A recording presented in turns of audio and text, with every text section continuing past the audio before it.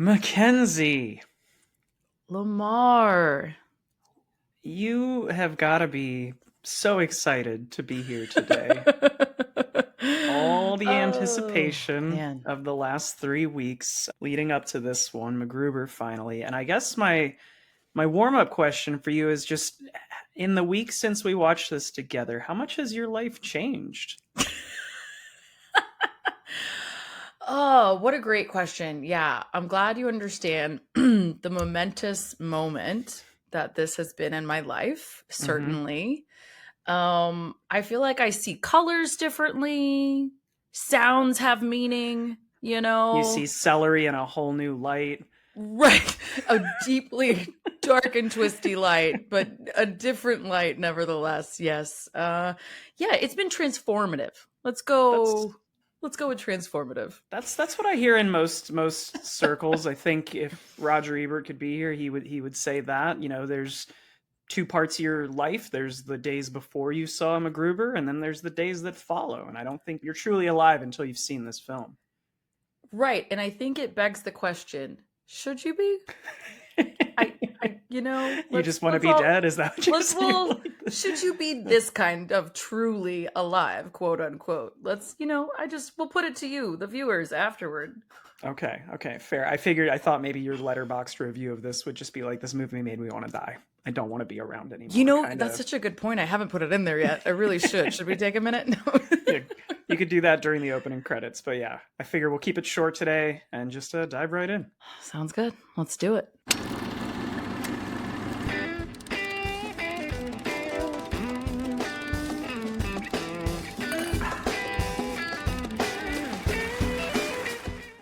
Welcome back to We Drink and We Watch Things. I'm Mackenzie. I'm Lemar.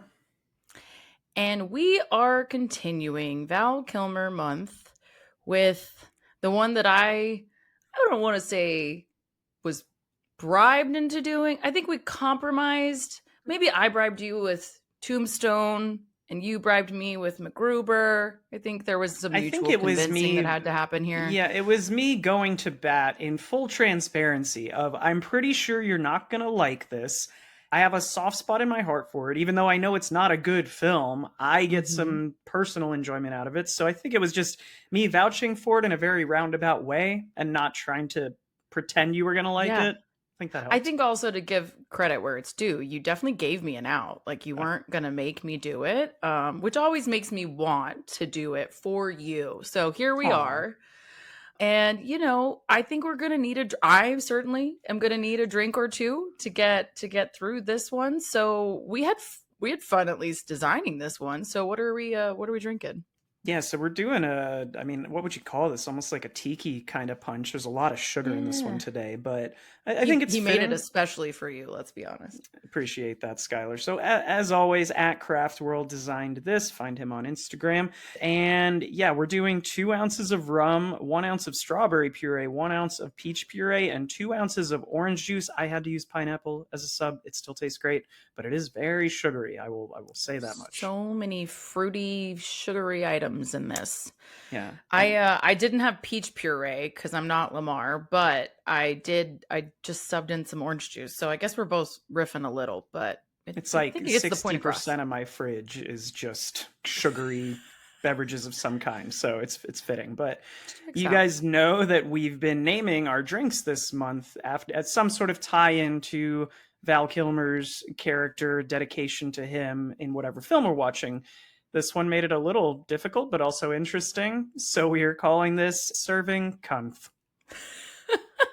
I think it's We fitting. sure are. I do think it was the best of the names for sure. So, Agreed. I did you remember your umbrella? I do not You have were. accoutrement to add to this, so mine is just in a deep Eddie glass, and Oh, that's but we're about it. still kind of matchy even with our subs. It's that strawberry puree, man. It's dominant, I guess. Mine, So when I first poured it, it looked like a friggin' creamsicle or something. Like it looked really, like a, yeah, it's it interesting. looks nice. All right. Well, let's find out if it's good. Cheers. Cheers. Oof, that is sweet. Yep. Yeah, that's dessert. I mean, there's definitely liquor in here. Don't worry. Yeah. But this is one of those that's dangerous. This Yeah, is going to be a risky. dangerous one. We had hurricanes when we were in New Orleans, and that is a dangerous string for how much liquor is in there. It goes down exactly like this. Yeah, yeah, we're gonna we're only gonna have one of those this time. All right. So let's get into the basics. What's your verdict on a spoiler-free zone, Lemar? Like, do we need I, one? Has I everybody mean, seen I it? Does think nobody the want to see it? What's the shtick? I don't think we need a spoiler, but I feel like just our early, even our cold open, is probably going to be pretty telling of whether you should see this or not. The only thing I would say is if you like dumb, really dumb comedy. I remember when I came over to Mackenzie's to watch this, and I was like, "It's a really dumb comedy. I don't know how you're gonna feel." And she went, "Oh, I like dumb comedies. I like Wedding Crashers." And I went, your bar for dumb Different. comedy is Yeah. pretty high." I did qualify that with I like a handful of dumb comedies, and then I proceeded to list several that Lemar to every single one then said, "That's not what I mean." I was like, okay. Yes. Yeah. So I think that's really all you need to know. If you can, and I guess the other takeaway that we're going to get to in a second is who directs it, which is Jorma Taccone, and member of Lonely Island. So if you like the Lonely Island, any of their digital shorts on Saturday Night Live, their music videos, any of the movies that they've contributed to, like Popstar, which is another dumb comedy, but I like it, then yeah, go watch this. But if not, probably not for you. All right. Well, with that, turn around, don't drown. It's spoiler time. Oh boy, oh boy, oh boy. So, getting through some basics here. This is, again, we said MacGruber 2010, which I remember when this came out, and it doesn't feel that long ago, so much so that they have done a second one since, and I believe it was like the 10th anniversary. So, it's been a minute. I think they tried it as a TV series. Like they tried to bring it back as a TV show. A lot of the same cast. I don't think it landed. I think it might have gotten half a season and then it was canceled. One of the points I was going to make was, for the record, I'm not a big SNL guy to begin with. I like some stuff. I'll watch funny sketches if I hear, hey, this sketch was great this week. But I'm not a big SNL follower. And the MacGruber sketches, I always thought were fucking dumb as hell. The whole MacGyver parody thing, I think, is kind of silly. So I didn't even like the sketches this was based upon, and I was super resistant to seeing the movie. And then I finally watched it and went, you know what? I kind of liked that. Who convinced you? I think it was just streaming, and I went out on a limb and decided to watch it and just laughed my ass off at a lot of the stuff. Obviously, some of it is not great, but yeah, they brought it back for that TV series in 2021. Pretty much everyone came back for it aside from Val, who obviously his character doesn't make it through the movie, but it just didn't last long, which doesn't surprise me because I feel like it was a flash in the pan for the audience that it actually did connect with. Can't say I am surprised either. Also, I would say that the ratings kind of reflect this assessment. They have a 5.6 out of 10 on IMDb and a 47% from critics, which I will say was higher than I thought, and 35% from audiences on Rotten Tomatoes. So like very mediocre or below mediocre. I thought it was telling too that the audience gives it a lower rating than the critics, which especially for kind of like a stupid humor kind of movie, I was surprised at. So, I mean, maybe the parody thing is working for them in the eyes of the critics a little bit more than the audience. Yeah, I'm on board with that. I also was curious. I don't know if it was you and I that were having this discussion, but I said, there's not a lot of good SNL movies. And there's only, I think, 11 or 12 of them total. But I was like, this has to be in the top 50%. And I went and vouched for that. Like I verified it. So it's in the top 3 on, a Reddit listing on the movies. List. You trust Reddit, yes. And then on Rotten Tomatoes, it's actually in the top 5. So I think, you can probably count Wayne's World is really good. Blues Brothers is really good. Mm-hmm. Do you know what the worst reviewed SNL movie of all time is? I never saw it, but I know the sketch it's based on. Gosh, I'm not sure. I don't know that I can relate them all because, like you, I'm kind of a very like old SNL person. Like, well, this is old. This is 80s, maybe early 90s, but okay. What would that be? Is it? Well, no, because a couple that I'm thinking of are really good. So I don't know. What is it? It's Pat, which. They made a movie out of It's Pat. Made a movie out of It's Pat. Well, I guess that tells you everything you need to know right there, because I would not have done that. I didn't think that sketch was very good. Obviously, now it's probably a whole new level of controversial. Let's make a joke about we can't tell what somebody's sex or gender is. Like, But this had a 0% before the last 5 or 10 years. Like I Rotten wonder if many Tomatoes has people been like around a went long and time. rated it really low now, and they were like, "Guys, this is really I problematic." don't What know, was the top dude. one? The best reviewed one I think was Wayne's World, but it might have been Blues Brothers. I don't have the actual list in front of me. I Isn't just wrote it Tommy down. Boy one that came That into was SNL it. as well, or Starred is that just Chris them and like hanging out, David, but it wasn't an actual SNL sketch to like begin with. from a That's what they're sketch? yes Okay, originated as a fair, fair, sketch. fair. Okay, because I was like, everybody loves Tommy Boy. Yes. Yeah, that's interesting. Okay, well, now we know what again not to make a movie out of from SNL. I feel like you could do that now with some of the newer, really funny people, where you like specifically riff on their sketches, like Kate McKinnon's, like the ones where what is it, the alien sketch, I where could they're see all if any of all the sketches. Like again, not a big SNL guy, but I feel like that alien sketch is probably there's enough character there to I think there's unpack in a something film. there, especially Yeah. because she like makes people break every time, So I don't know. Yeah, I think there's only a couple, is what I'm saying. I don't know that we need that many for sure. No.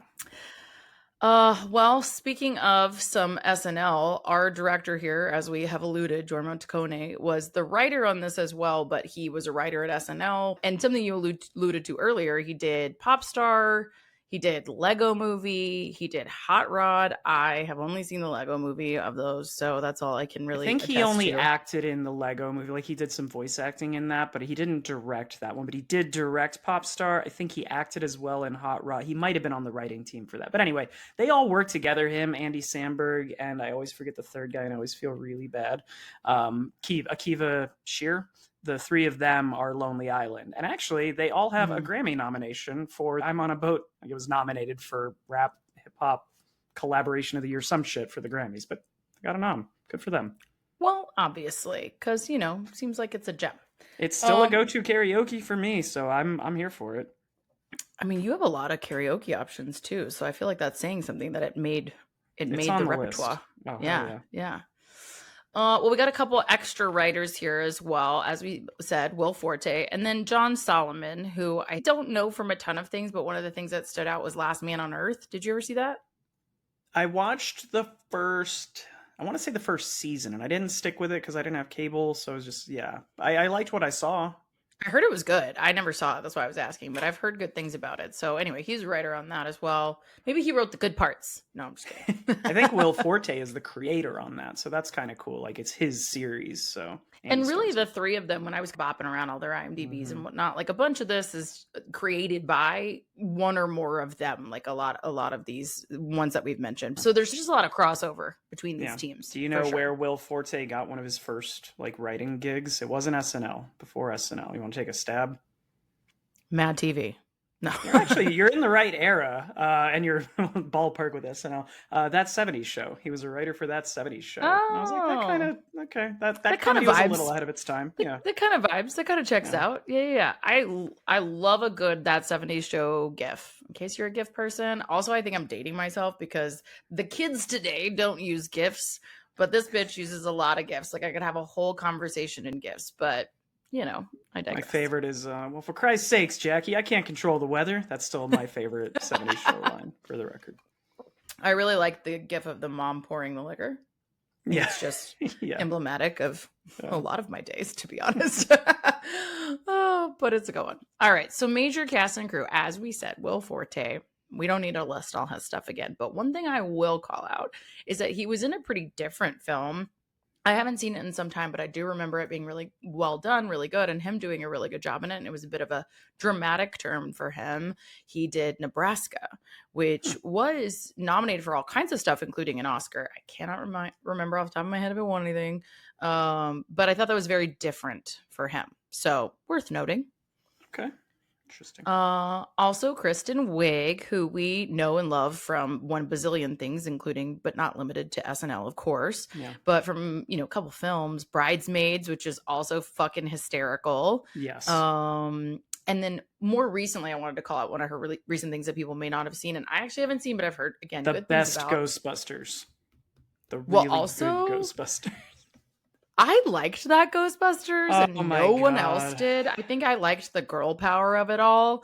That may be one of not quite this, but that may be a MacGruber type situation for me, where I'm like, there's some funny one-liners in there that like by themselves are really funny. I don't think it's like the best done movie. When they rebooted it, they did do a really good Yeah, I job. liked So like, Afterlife. But like yeah, for the record, the girl power component I liked. I was like, "Oh, this is kind of sure. cool. We'll do a female Ghostbusters." What I didn't like was the entire fucking script, including a lot of the dialogue, the humor, and the way the story plays out. Like, I just thought it was a shit script, and that's what it wasn't the girls' fault at all because they were giving it their all. Yeah, I don't think it was the most creative plot. Like, I don't think it was Yeah. the most creative reiteration. It was very basic. It was kind of reaching for a few things. But I did, like I said, think that there were like a few really funny one-liners, and I liked their dynamic. Yes, I wish they could have done more with that for sure. But But sorry, um the one that you're saying the that you one that haven't. I was Yeah. saying, it's not, I haven't seen it again, but I've heard good things. So I don't know. Check it out. Let me know if you like it. Palm Royale, which is a series on Apple TV Plus, and it's supposed to be, again, like pretty different. So I think like I like to watch stuff, especially from comedic actors who I think are Mm-hmm. really so much more well-rounded than we give them credit for. We've talked about this before on the pod of like comedy is so much harder than drama in so many cases, but the thing that kind of gives you a different perception of them is often the drama or the more serious turns. And so anyway, this is one of hers where she's like, it's very different. It's a very different vibe to that. And there's a bunch of great cast in that. So anyway, it's on Apple TV Plus if you have it. And I plan to watch it at some point, someday. Okay, let me know how it is. Ryan Phillippe, who plays Piper and was in not a ton of stuff that people probably know. He did like a lot of B movies, but the ones that he did that everybody knows, His number one, peak. his peak, Cruel Intentions, which Yeah. is so good. You cannot Were the convince me otherwise. girls Mackenzie? Was he just like super heartthrob for all the girls watching that movie? Like, Yes and no. Like he okay, is in that movie. I don't think before that movie you were like, oh my God, Ryan Phillippe. You know what I mean? Like he wasn't a heartthrob that then did this movie that you were like, oh, I'm so excited to see Cruel Intentions because of him. I got it. think it's you saw him and that movie and that like love story makes him hot. Also, he was like, his physique is very solid in this film, but like to me, he's not in the face the most interesting or handsome guy, but like it was the whole vibe. His whole vibe in the movie made him kind of hot. So The I reason think I the ask is that I fell in result, love with him in I Know What You Did Last Summer. That's when I went, obviously, ooh, he should be on Tiger yeah, Beat. But that's like heart palpitations. Did you get the poster like right after that and go put it on the I wall? did. I just see, and Yeah, he's making like a really angry face because that's all he does in that is like yell at obviously. people and grab women very But he's a menacingly. It's like, tortured soul, so like you still can still love him for yeah, sure. yes, He was also in Crash, and he was like very hateable in Crash, for the record, in case yeah, anybody, I yeah, remember like it that. was, and Crash like won a lot of awards, but is like pretty problematic if you watch it now. It's an interesting rewatch. I do own it, and I rewatched it recently, and I was like, ooh, yikes, okay. That was what I was. That was my frame of reference for when we did Amelia Perez this year, and I was like, "Fuck! If this wins the Oscar, it's gonna be the I think worst that's one why I since rewatched it Crash." because we talked about it in Yeah, that, and I was like, I just want to like take another look see, and it was, I mean, I get what it's trying to do. It causes a lot of problems in the process. Anyway, moving right along. And then, of course, Val Kilmer, and he plays the antagonist of this film. Do you want to do the honors? Because we only have so many times we're going to get to say this. yeah. His name is Dieter von Kunth with an H, the th at the end there. Dieter von Kunth, most often just referred to as Kunth in this. So we're Cunt, gonna, cunt. yeah, we are gonna pound some Kunth throughout this episode. We're gonna just hammer that into the ground. So yeah, So many times. And I just want to say at the top, like, they do that in the movie. They are yeah. very much like what is your thought? Did they just come up with a funny name that they were like, this is going to be Absolutely. a dirty name, or no, or did it become like we want to have to say something specifically really awkward over and over again, and so then they came up with the name based on that, or was that just a happy accident, happy I think byproduct? it's the first one. I think comedy writers feel like they need to force as many jokes into the script as possible, and when you just name a character something silly, it's like, oh, Hmm. every time we say that in the script, it'll get some form of laugh and we can riff on it multiple times. I'm trying to think of other examples that do that, but I'm sure there's people can think of a dozen other dumb comedy films where it's just like, oh, that guy has the funny name. Is it that funny? Not really, but I think they do what they can with it in this. It's not my favorite running joke, but Yeah, I do think it's like it makes you like half chuckle every time it happens, I yeah, guess is the yeah. way I would think of it. But I think as we said, in the other episodes, we wanted to call out ones that we're not really doing when it comes to Val Kilmer this time. And one that I thought would be a little bit more like in the tone of this one was he apparently was in the Jay and Silent Bob reboot, which I did not see. Did you see that? I saw it, and there's so many cameos in that. And I watched it once and was like, it's fine. But I don't remember what his role was in it, and that was recent. That was in the last 4 years, 3 years, I think. Let us see. It says Blunt Man. Oh, so he played like a character within the movie. Within the movie, there's like fake superheroes. So I guess he must have been dressed up as Blunt Man. Interesting. And then we have Mr. Powers Booth, who plays Colonel Faith, who we must mention is in Tombstone. And also a few other things. He was in Sin City. He Such a good villain. Yeah, and he was also in Avengers, which I think is funny because like you can't tell that it's him, but you can because his like face is cut off the whole time. He's on the council, Yeah. and he's just in dark, and cut off every time. But like you cannot miss the voice. This is the Powers Booth voice, so you know exactly who it is. Yeah. And then Maya Rudolph, who plays Casey, the ghost of Casey, more often than not. And she's done a bazillion things. She's also in an Apple TV series of late called Loot. She was also in a film Away We Go that's like a funny dark comedy, but it's like a little bit more dramatic turn again. And then, of course, SNL fame and lots of other things, but just a handful of hers. And then really quick plot summary for this one. I know you are dying to get to the nitty gritty of this plot, this really complicated, intense film we're about to watch, but it's pretty simple summary. Former special operative MacGruber is called back into action to take down his arch enemy, Dieter von Kunth, who's in possession of a nuclear warhead and bent on destroying Washington, D.C. So. You son of a bitch. I'm in. Let's fucking do this. I'm so excited for this movie. Well, I was going to say, based on that description, and this is one of my kind of critiques, is this movie can't really happen, obviously, without the SNL sketch that it's based on, which was just designed to be a MacGyver parody. It's like, what if this guy who tries to save the day and defuse bombs and have these shitty little inventions with all these different gizmos and gadgets, what if he went on this sort of revenge type thing and it's an action movie? And they merge those two concepts, right, in this. And the parts that are like 80s action parody are pretty good. The parts I don't like are the parts that are MacGyver parodies for the most. I don't think any of the MacGyver jokes land for me, with the exception of maybe one where I was like, that's kind of funny, but the rest of them don't really hit for me. I think it's mostly because like MacGyver, while a pretty decent run on television, was like a little bit forgettable in terms of the character himself and any interpersonal relationships and actually any individual qualities other than the fact that he can quote MacGyver shit.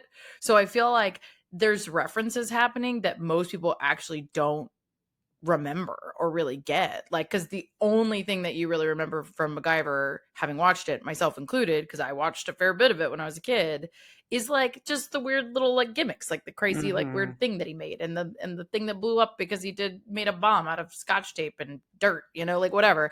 And so that, I think those are the only things you really remember about him, and I think that's where the MacGyver parody kind of misses, because most people don't get that. Like most people are not going to get that. And I mean, like you, I watched some MacGyver when I was a kid, so I get what it's going for, but it's just, to me, it's not that funny. They do the whole montage sequence where he's like putting all the knickknacks around his body and hiding stuff. They do the bomb. Honestly, one of my least favorite scenes in this is the very end when he's defusing the bomb at first, when they do like 2 minutes MacGruber. I'm just like, fuck, I don't like the sketches. The one that I remembered, the one scene that I do like that incorporates it is when he's like trying to make a bomb to throw at them, and he throws the tennis ball and just like the tiniest bit of smoke puffs out. I think that one's kind of funny, but yeah.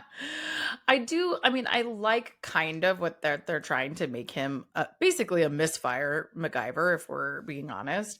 But my thing about it is that you just have like, it doesn't work because he's supposed to have this great resume of having been this badass, which they make a point, as they do in every 80s action movie ever, to have somebody who like loves this guy, who like admires him and wants to be his partner, his, you know, whatever, his mentee, and he gives the resume and it's insane. You know, he's a Green Beret, he's done all these things, he's done 2 tours and whatever. He's gotten 3 Congressional Medal of Honors, if I remember correctly.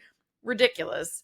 But this fucker can't like actually do anything in the field. And so I just, yeah, I don't know, like that is such the a weird thing is, misfire like, to me. so, and we do not need to overthink the backstory of this character, but yeah, you have me No, we don't. thinking, like, is it just that he is a failure and super inept, but just lucks into all these awards and honors? Because he does rip people's throats out many times in this film, so he does have some badass The tendencies. But he, sincerity with which you said that, like, I just like I was mean, very I can't do serious. it, so I assume it's pretty badass. But like, he doesn't use guns. How the fuck is he getting medals of honor and like tours of desert store? What is he doing Right. exactly? And none of his inventions work. So I don't know how he got all this shit. But yeah. I don't know. He, you know, what I will say is that maybe my running theory is that he's offering to suck everyone and their dog off throughout this film.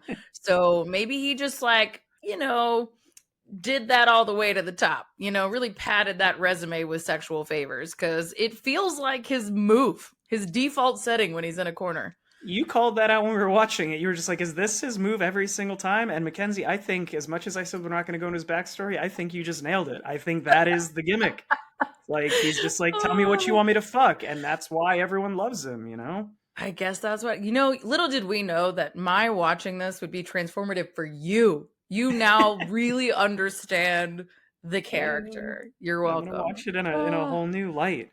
Oh, Um, I love the start of the movie. Like, well, okay, let me take that back. I don't love the start of the movie. I love once he gets back to sort of the mainland and he gets his Miata and is driving around. The running bit of him pulling the stereo out every single time he gets out of the car. That's so that early 90s to me and 80s. It just brings back memories, you know? that is so funny. And just for the youngins listening or watching to the pod today, like, let's just give you some context. Back in the day when Lemar and I were young children, you used to be able to take your faceplate off of your third market stereo that you bought and people would steal. So you would take the faceplate off and take it with you everywhere. The ladies and myself, we would have it in our purses. The guys would throw it in their pocket, like whatever. You took it everywhere. But this fucker doesn't do that. He takes out the whole head unit and just carries it around. Carries it around. It's so fucking extra. I cannot. So And even when he yeah. has like the duct tape all over it later on and he's like jerking it in, I know it's such a dumb thing, but I laugh because I'm a sucker for running jokes where they, to tie into sort of Like the they cunt thing. escalate. Yeah, we're just like, we're not gonna let this go, and we're gonna keep running you over with this until you You laugh at it. have to deal with this Yeah. joke. Yeah. Yeah, it was, I will say, it got a chuckle out of me a handful of times. I don't know if that's, I think it was a little bit of the like, I deeply feel this experience because I had to carry these things around with me. But yeah, it was funny. It definitely got out of hand as it went on, for certain. Apparently, that was actually at the time Will Forte's car too. So I wonder if in Yeah, real I life read he did that. that thing. Like, did he take it out everywhere he went, or he was just like, "Oh, this will be hilarious if we do this thing." I mean, I feel like he already had it in the car and he was like, you know, it would be funny. And so he just did that. But didn't he sell it? I feel like I read that he sold it for I charity. think he did sell it at After the auction. He got movie, of like course, where 50K like, or something, yeah, which actually doesn't sound like that much. But I guess for a Miata, like, for a Miata. yeah, But like, it's the Miata from MacGruber, I guess. Like that's yeah, how it's you sort of, sell. yeah, yeah. But I I bet would like nobody of saw all the MacGruber's. movie, right? But like of all the movie vehicles that you could buy, Yeah.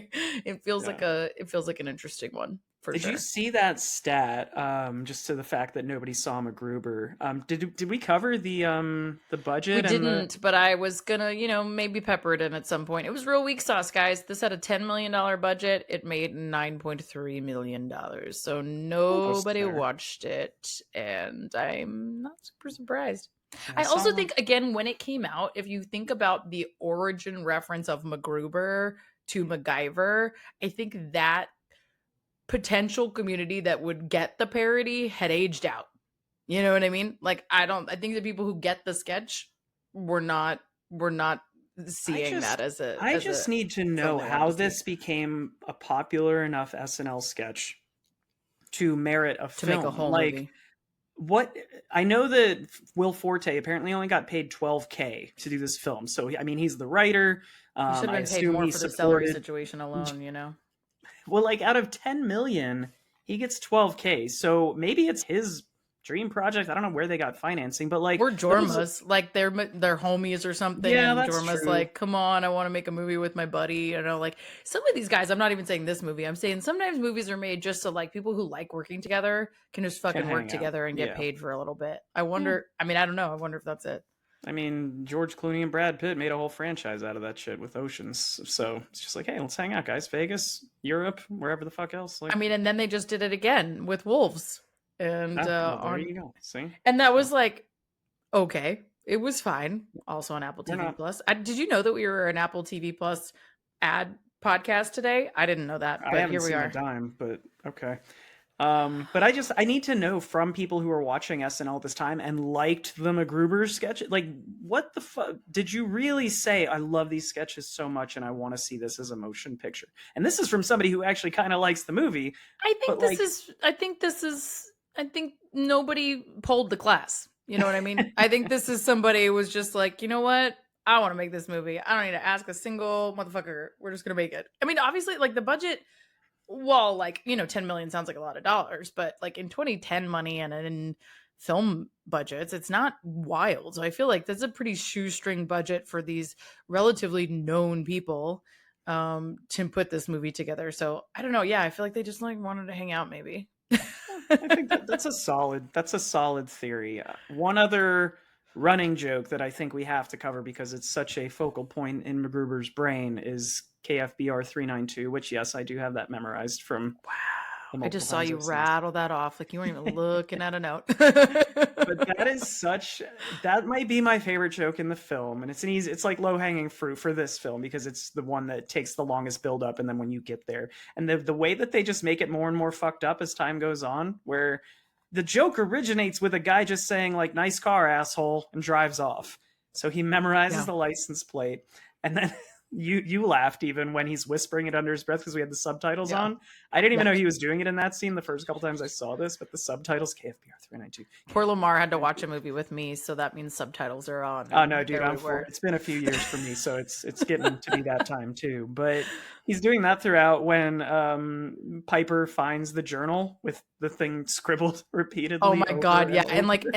and the drawings, it's like the Uh, next level drawings that escalate to shitting on the guy's head, right? Is this on his head or something? He's definitely shitting on and the man in some he's way. shitting on his head, and then the next page after that is the guy looking up to see what's happening, and then he's shitting on his face. Like, My god. it's very well thought out, and apparently all drawn Oh. by Will Forte on set. Like that was his homemade prop that he designed, like knowing that joke was going to be written into the script. So good for I him. mean, if you saw the drawings, that's not at all surprising, to be honest. Put him But in the work for that 12K salary. Just prop design too, you know. yeah, did he get an executive producer credit? Like, let's check. We'll have to Obviously see. deserved. Obviously deserved. Yeah, there's a lot of like poop and fart and butt related jokes here, and that's just not my energy, you guys. Like, I don't love those, and I was just like, there was one that you didn't like either? Or am I thinking of no? I'm thinking of Bullet Train, where you didn't like The the toilet, ball yeah, the pointing, fancy, the ball yeah, pointing situation. yeah. Yeah. There's that one. It just seems unnecessary in that movie. It doesn't need it. Like this It one, I get doesn't. why it's here. They're trying to appeal to people whose comedy goes from here to here, as opposed to the people who are more up this way. So they're trying to run the gamut, but it doesn't need it. I don't think. I think they're clever enough. Like I think Will Forte is a good enough writer. Maybe this because it was so early in his career, his first attempt at a motion picture. He's probably better now that he doesn't need to sort of lean on the shitty like shock comedy and toilet humor. Like boys love fart jokes for their entire lives, right? Isn't that the thing? You just I still think think of fart. everybody Like loves fart jokes like for if their entire somebody lives. just Farts are farted always right now, funny. you would crack up, Absolutely. I maybe not crack up, but I would laugh. Yeah, that's just Yeah. natural. See, I wouldn't. Instinct. I would be like, ugh. I would be like, stop farting. Stop farting. Do you yell that at the draft house when you're watching a movie and there's a fart joke in the motion I picture? don't, because there's no talking at the draft house and I'm not a fucking monster. But if there was, I would be like, ugh. Yeah. There's, to your point of, even though I like this movie, a lot of the humor doesn't land, especially on rewatch, of just there's some ill-timed like I call it just oh my god humor, where you're just like, oh my god. That's your reaction, is not to laugh, but to just go, oh my god, which I heard you audibly do. So many times, I think. Also, it was that and wow. Wows and wowzers were my other really just repetitive reactions to this one. Yeah, the whole running joke of like, I'm gonna cut your dick off and make you eat it. That's It's a bit not. much. Yeah, again, he's It's a trying bit to sound much. like a badass. He's an action star, but it's just pretty lowbrow humor. It's like something a middle schooler would write. It is. And that's where I'm like, I don't know. I guess that's where my stupid humor examples came into play, where they're still like pretty decent writing, even though they're kind of stupid humor movies, like Mhm. a Hangover or a Wedding Crashers, as you said. Like the writing is still pretty decent. The plot, while like outlandish, moves forward well, like whatever. And so this was just very much not like that. But I think you mentioned something that I think was interesting, where you're like, it's just like this action movie energy, and they kind of did that. Like they were kind of going for a fake action movie. You can see in how, I know I said this while we were watching it, you can see that in how straight some of the actors are really playing Mhm. this. Like they're very committed to the bit, including but not limited to Powers Booth and Val Kilmer too. And it turned out like despite not loving this movie, I did try really hard to find some research and things to talk about here, which by the way, there's not a lot. But I did try. And one of the things that they mentioned was that Jorma told Val Kilmer in Powers Booth to like play it like you're in a 1988 Joel Silver produced action flick, play it straight. And I think they really Which took movie that do you think he direction. was talking about? 1988 Joel Silver. That's Die very Hard. specific. Yeah, Die Hard, my very guys. specific. But Yeah, again, like even some of his lines, like what you're saying, yeah. that it's like it feels like something almost Bruce Willis would say, like a little bit lower brow, right? But almost he would say in Die Hard. So the one caveat I will give all of this is that I feel like they all took direction well, if that's what he was asking them to do, because they really played that direction kind of throughout, for sure. For sure. Yeah, I think Kunt, honestly, aside from a couple one-liners, is a pretty straightforward villain. All the other henchmen are definitely just cookie cutter, and Yeah. then you have Piper and the Colonel for sure playing it straight. And I think Piper goes a little silly toward the end, which we'll get to in a minute. But I was gonna say that the only oh my god moment joke that I think is hilarious is the speech about I don't know to this day why he killed my wife. Do you remember that one? And his like, well, they were like dating and then they were gonna get married and Oh that's when she yes, I started do. cheating. That's true. I do think that is pretty funny. You're right. You're Yeah, right. Because it's like, what do you mean you don't know why? Like, just the escalate. It keeps getting more and more fucked up. And then and even Ryan Phillippe says he's like, "That's fucked up, dude." And he's like, "I know, thank you," but it's like I still don't know to this day why he wants to I kill, still or don't why he get killed it. my wife. Yeah, Maybe he was like he had some brain trauma in one of these prior events, Who knows? Maybe there's more to this story. No, I'm just kidding. There's really not. Yeah. No, I that is one of the funnier ones. And I actually like I think Val Kilmer is funny, even though he's playing it straight. He is unintentionally funny several times. And the yeah. one of the ones that stands out to me is like when he gets handcuffed later and then he's like looking up and yelling, he's like, no, like it's just so Oh, but he's like it's so like action, weak. yeah, Yeah, we it's so laughed at action that. movie, and he's really committed to the bit, so to speak, I think. Yeah, we So said, you and I, when we were watching it, just kind of like, let no man say that Val Kilmer is not dedicated to his craft and will go in on 100%. whatever you give him. Even the scene near the one of the very first times we see him, maybe the second or third scene, when he's painting the naked woman in like her 60s or 70s, she's topless, and the guy is spraying her with a water bottle, and he's just going, more, more. Yeah, just straight. Just Yeah, straight. yeah. And like he just in that whole scene, he has the whole arch villain vibes, right? He's got like a weird hobby. Mm-hmm, He's got a bunch of mm-hmm. henchmen. He's doing this weird thing. He's got the ponytail, which I think I said when we were watching it too. I was like, I think Val Kilmer just wants to grow a ponytail from time to time Yeah. because he just, every handful of movies, all of a sudden his hair is long again. I think he's like, what this character needs? A ponytail. Ponytail. I And mean, I would if I could. So, um, the next one that I wanted to go to, which I think I'm curious to get your take on this because I think it's hilarious, but this got a wow from you. The two dueling sex scenes that we get almost back to back. Where do you stand on those as far as humor is concerned? or are you just a avert your eyes kind of person? Listen, I'm not a prude, but they were too much. They were too much. They were so cheesy. They were so awkward and gross. I did read also that like Will Forte was sweating all over Kristen Wiig the whole time, and that's why she's like flailing about. Yeah. And she does a good job of, I think, making it look funny, making it look like this overwrought, acted out sex scene. So, you know, kudos to her for powering through that in any way that she could. But it was so bad, and it was like so long, and it's like, and yeah, it wasn't like, I mean, at least in those 80s action movies, while those sex scenes can be super cheesy, like you're kind of rooting for it, or they're at least like they have some chemistry in some way. I think they're supposed to not have chemistry in this movie because they super don't. And so you're like, please stop making me watch this. I mean, the first thing you said was cheesy, and I think that is the purpose of the first. I love how it always segues from the really slow, soft rock scene that is very 80s, like an homage of sort of slow motion. You're getting the close-ups of like the six pack and him kissing her feet and these like soft moments that are super throwback. And then it immediately just cuts to him humping her and making these horrible noises and doing the worst dirty talk known to man, and her trying to get in on it. He's like, no, just let me do the talking. But like the fact that they run it back with Maya Rudolph and do the same exact beat for beat scene and cut again after those noises. Yeah. And then he later is like, I had sex with Casey's ghost. We'll talk about it later. And you're like, what? I'm sorry, what? Like, one, even if that was any kind of real, why would you share that information? It was wild. And I did like how they kind of like in the Casey scene, they show the grave, whatever, like, yeah, like Undertaker knight, Undertaker whatever, guy sees him and is like, he's just fucking air.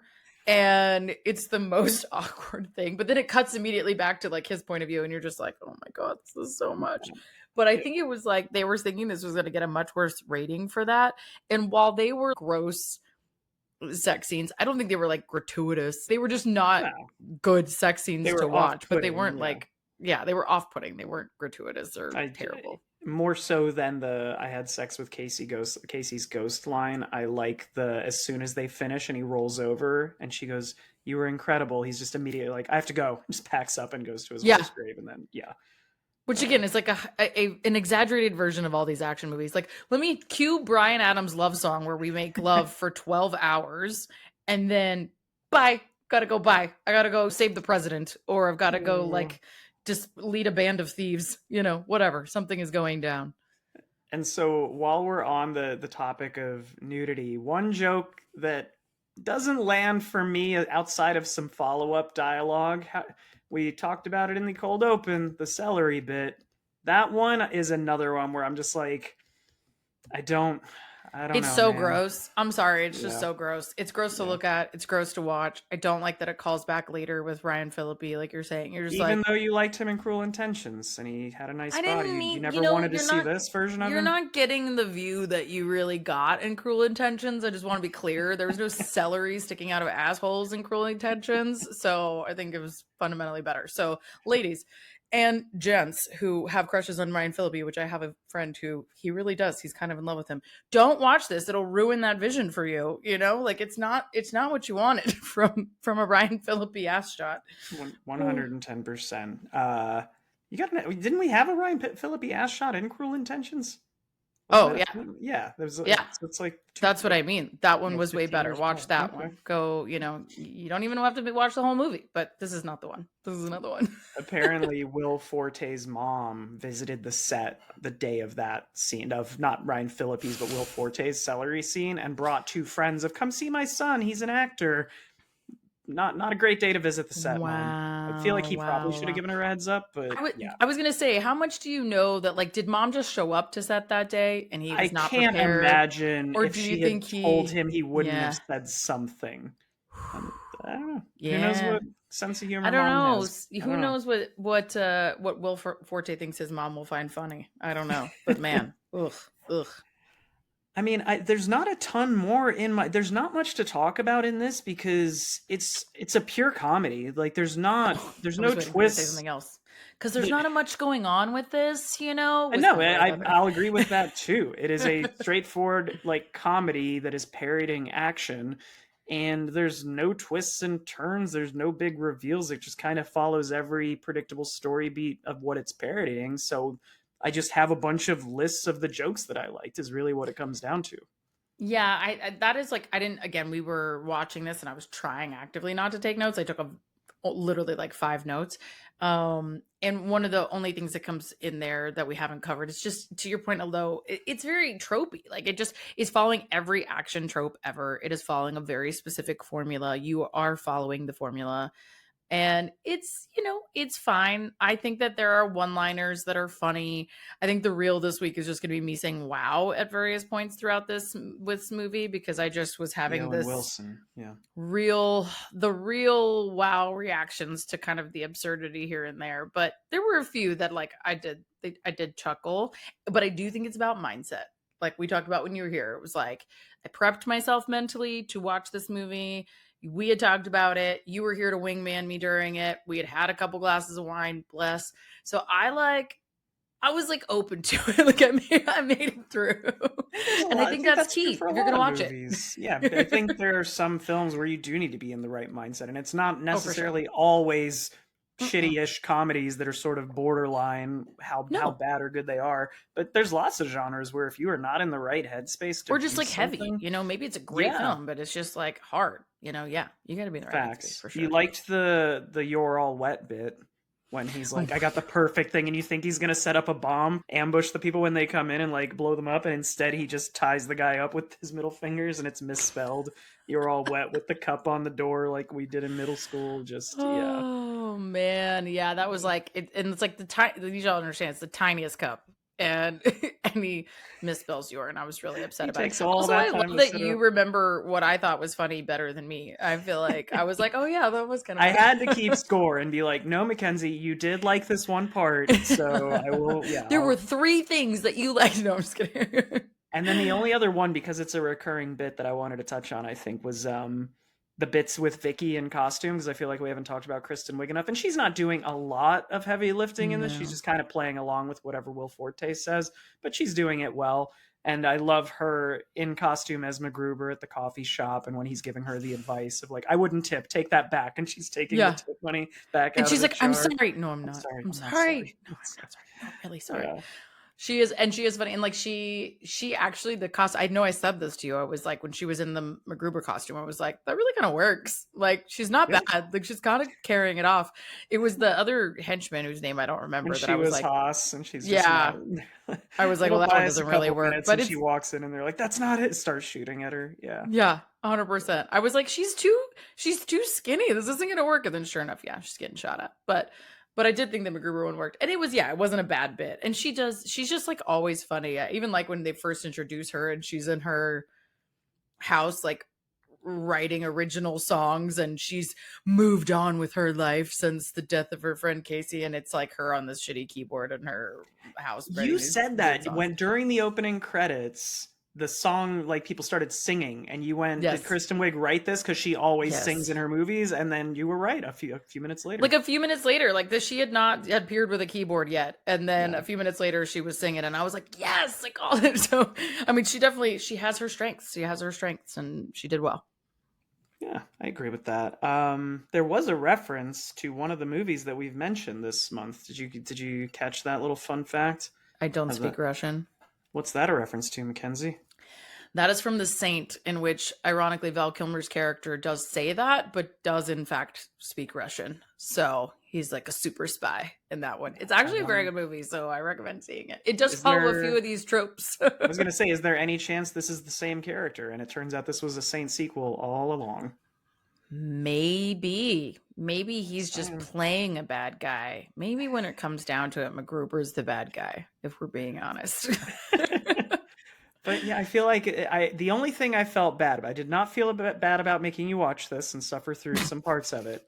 I felt bad that I feel like of all the movies we've covered, this is the least Val. I feel like he needed more scenes because he's great. But he's just not on camera enough. And you said this then, and I think it's fair. You were like, I thought I remembered him being in it more. And so that was, I would say, that was the more disappointing part for me of like, I did want some more Val time. But I also think maybe the reason that you remember that, and I would probably say the same, is when he's in the scenes and when he's there, he is kind of stealing the show, as Val is wont to do. You know, we've talked about that a couple times. He shows up on the screen and you're like laser focused on him for sure. The dynamic between the two of them, they do have a good rapport, like him as the Mm-hmm. villain and Will Forte as the quote unquote hero, you know, the idiotic hero. Their conversations are really funny. I like after MacGruber has exploded the entire van of 6 professional wrestlers. If you guys didn't know that, those are all pro wrestlers, or were at the time. You can look Which that up. Lamar knew all of them without I knew pulling. all I the need you to know names. I he didn't won't. pull out an IMDb. He didn't pull out his phone. I was like, okay, who are they? And he just named them all up. I've been watching wrestling since 1992, dude. Yeah, I listed them all right off. But when the van explodes and then the next time Kunth talks to him, he's like, oh yeah, this crazy thing happened to me. I put all my friends in a van, I blew them up, and he went, oh really? The same thing happened to me. When they do, and they do that a couple of times, the manifesto bit at the end, Yeah. where he's like, look, you killed them. It's all in this manifesto. He's like, I'm framing you. Like, you know, he has to like explain you gotta it believe to him. me, I didn't write that. Somebody sent me. But yeah, Val is great in the scenes that he is in, for sure. Yeah, he does a really good job in this when he's present. I would agree.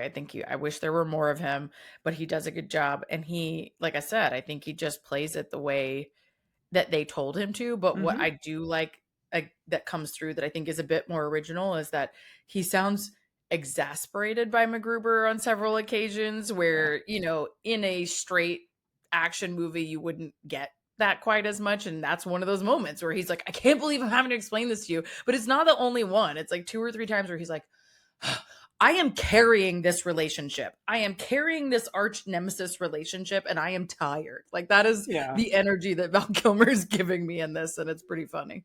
Exasperated is the right word for it. Of just every time MacGruber he's too dumb to maintain the upper hand. Yeah. So when he just shows up at like these different places and they like Piper's like, he thought you were dead. Why would you get on a microphone and call him out and be on camera flipping him off? Yeah. Like you're giving yourself away. And Kunth, I think, is just annoyed more than anything. And I love that they also call, like everyone else does call him out a couple times. They're like, what? You had the upper hand. He didn't know you were alive. And they're like they're not giving him a ton of shit because you can tell they still, you know, in theory respect him, admire him, whatever, but they don't get it. They're like, why are you so dumb? And I feel like there's a lot of those reactions to him. And Piper, he has that a few times where he's like realizing that this guy is not the hero that he thought he would be, and he's deeply disappointed in that. And but he doesn't want to call him out. You know what I mean? It's like that mentor mentality a couple of times when they're having like the fire pit conversation. You can tell he wants to say more and he just kind of is like, okay, MacGruber, whatever. And followed by the bullet shield scene, which I feel like that's been done a lot since then. There's all the Fratelli using someone else as a shield, but this was one of the first times I'd seen that in comedy. Well, and it was the one that was like very intentional of not like, oh, I used you as a bullet shield after you were dead. It was, I used you as a bullet shield as we were being shot and not aware of your bulletproof vest. It's so also that was a very just unique like, take on that. The way they set it up too, when he sees the shooter in the woods and then in slow motion, he's like, Piper, no, and jumps behind him instead of trying to save him. I like that little twist. Yeah, the use of slow-mo for like a non-heroic moment was pretty was pretty unique, I'll say. Absolutely. Well, I mean, all that to say, dude, I appreciate you taking a gamble with me. I would be curious to hear your rating, and you can be honest here, but what'd you think of it overall? I mean, it's a solid 5 out of 10. I will like never watch it again.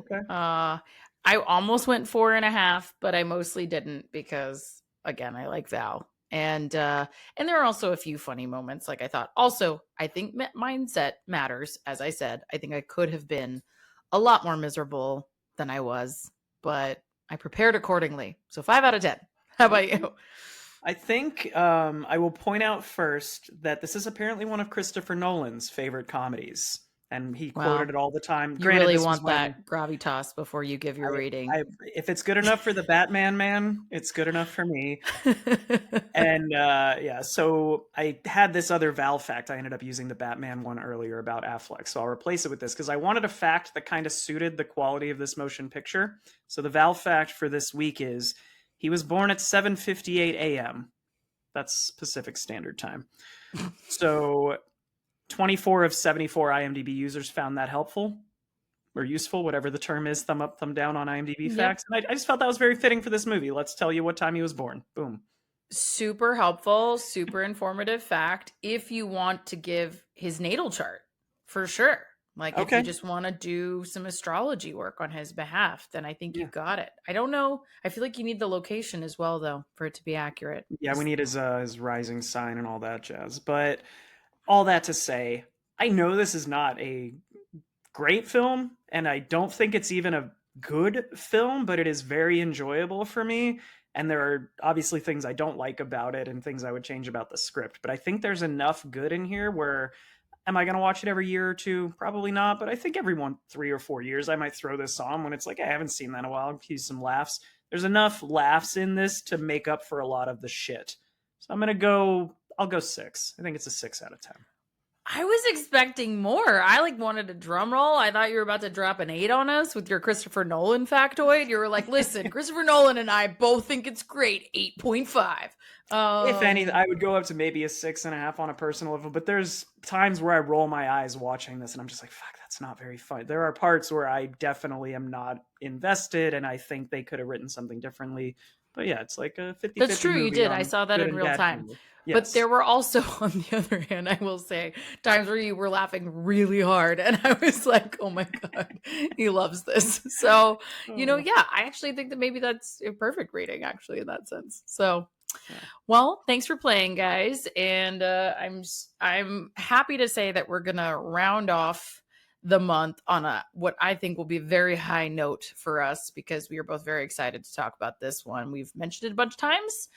Come back and listen to our final Val ep on Kiss Kiss Bang Bang. Yeah, we've teased this one so many times, or at least referenced it so many times. Yeah, which I actually think there's several different stories about how it got its name, but one of them is that Val did it. So, I think it's a nice one to go out on. Maybe he named it. Maybe he didn't. I don't know. In the meantime, follow us on our socials. We drink and we watch things.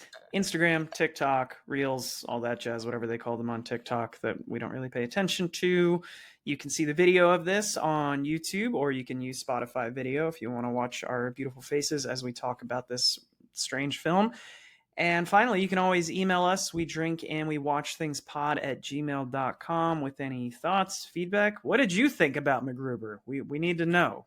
We need to know, mostly because your girl got dragged by some YouTube auditor today who was like, hey, your YouTube sucks, and then proceeded to give me a list of 7 reasons why. So do us a solid. Go check us out on YouTube and prove that fucker wrong, okay? Because I was a little upset today. So, do you think he's going to feel better or worse after we post the MacGruber episode? Do you think that makes our content better? You know what I'm going to do? I'm going to send it to him and ask. How about that? What are your thoughts on this? Can you give me 7 takeaways on this one? You audited our channel. Now audit this episode, bitch. All right. Well, friends, for now, though, go have a drink and watch a thing. Cheers. Cheers. This one was dangerous. Hear that slurp? It's all gone.